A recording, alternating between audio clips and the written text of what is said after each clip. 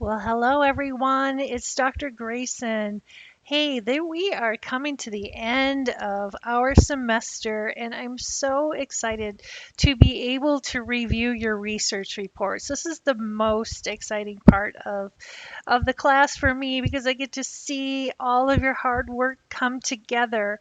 So I'm just going to go through real quickly today, creating your research report and a little bit of a refresher for you. So use this as a guide for your project. So first of all, reports are evaluated based on a fundamental issue.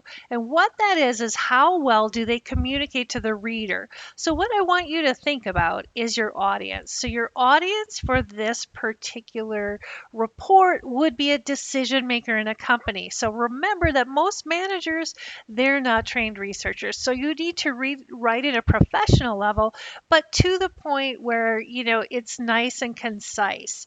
And our goal is to make the manager help make them make a better marketing decision. So even though really great research can get lost in a poorly written report or poorly presented verbal presentation, I really want you to take some time on this and just do a great, thorough job. So the first thing is standards in writing. So I want you to make sure that you have that your writing is complete.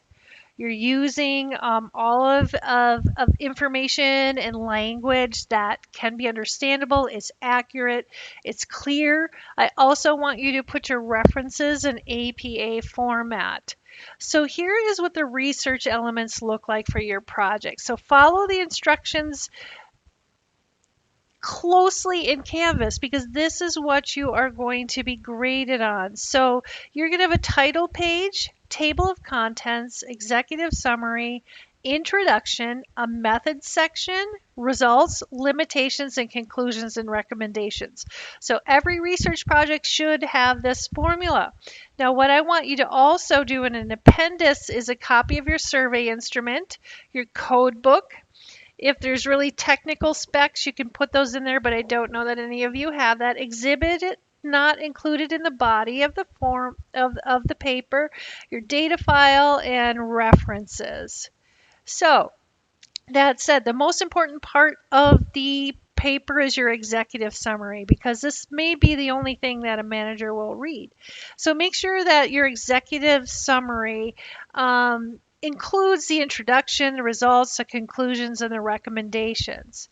Now, the method section is going to include your research design, your data collection methods, your sampling procedure, the sampling frame, the population, the sample size, and the analyses that you are going to run. So the results sections are this is the meat of your project here. So you're going to tell us about the findings of your studies.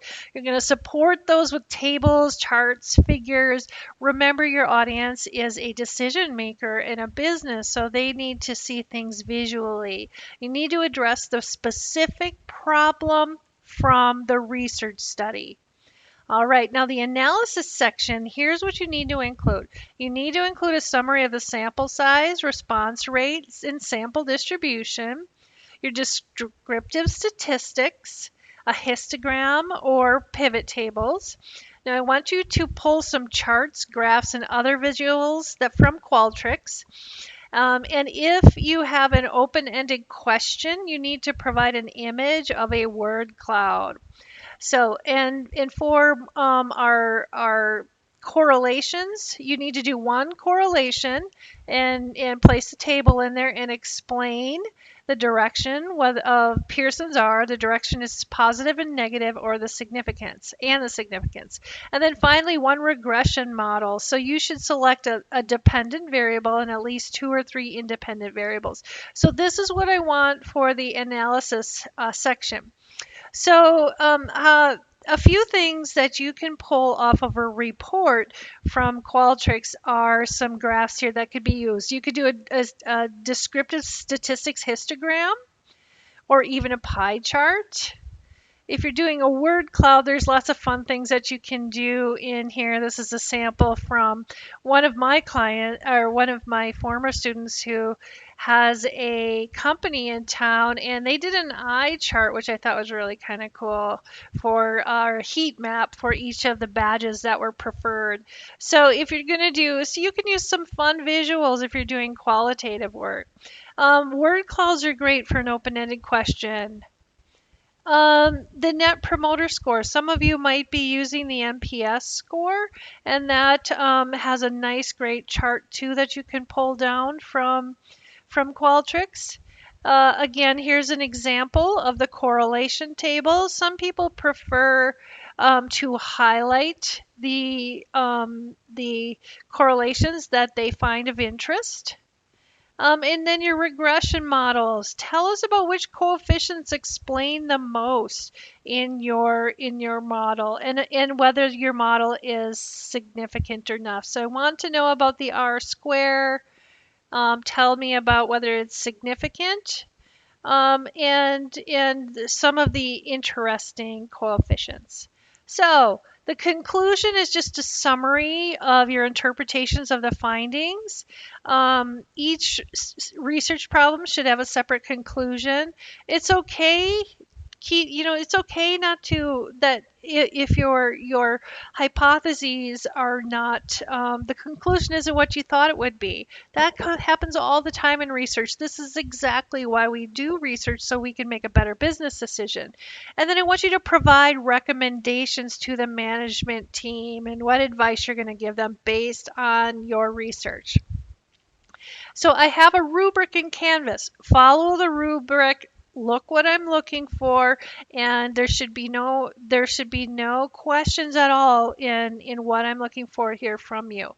So I will also post some samples from other semesters of reports that have been done in the past, so you can kind of see the format. But please do not copy or forward these. That would be plagiarism, and you would get a 0 if you do that. So remember that these are just for your insight. It's not to copy. So another thing you could do is I have a little cheat sheet here on how to get your reports from Qualtrics. So it's really easy. Once you log into Qualtrics, there's a report section. You're just going to click on that, and then you can start creating visuals for each one of your questions. It's really quite easy to do. So I encourage you to do that. Here's an example of a histogram, etc. So I hope that this makes sense to you. Please, if you have any questions, feel free to email me. In Canvas is the best way to reach me. And I hope that this is going well for you. I am so looking forward to reading all of your research reports. So have a fantastic day. Thank you.